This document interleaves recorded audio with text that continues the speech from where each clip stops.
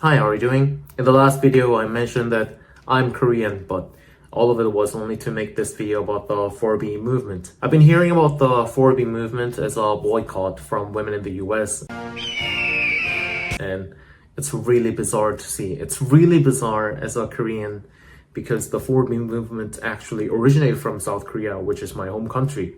Well, thanks to the Korean wave, I guess. It's somehow really popular here in the US among some women. To tell you briefly, the 4B movement means originally in Korean, no heterosexual sex with men, 비섹스, no giving birth, 비출산, no dating men, 비연애, and no marriage with men, 비혼. See, my authentic Korean pronunciation. I have to thank my mom and dad. But anyways, this time I will talk about how these terms do not follow Korean grammar and what I think about them.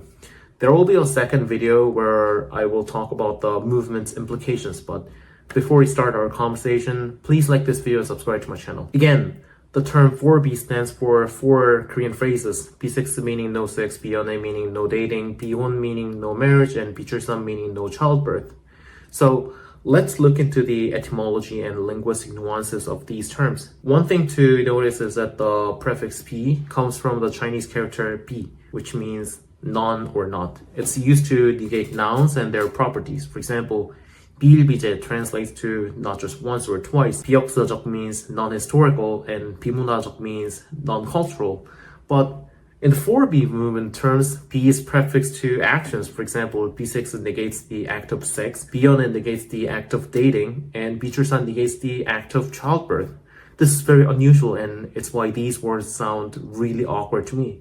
You could ask other Korean friends how they feel about this way of forming new compound words.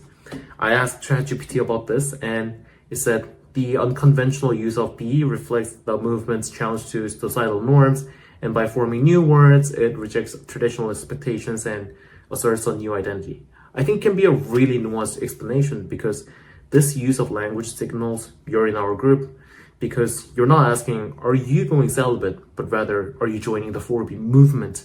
And I think if society splits into pieces, even to the linguistic level, it will only end up in some cultural tribalism. I think that's why we have conventional language rules and grammars, because one side sees it as a rejection of societal norms, which inevitably forces the other side to see it as an improper or awkward combination of ideologies.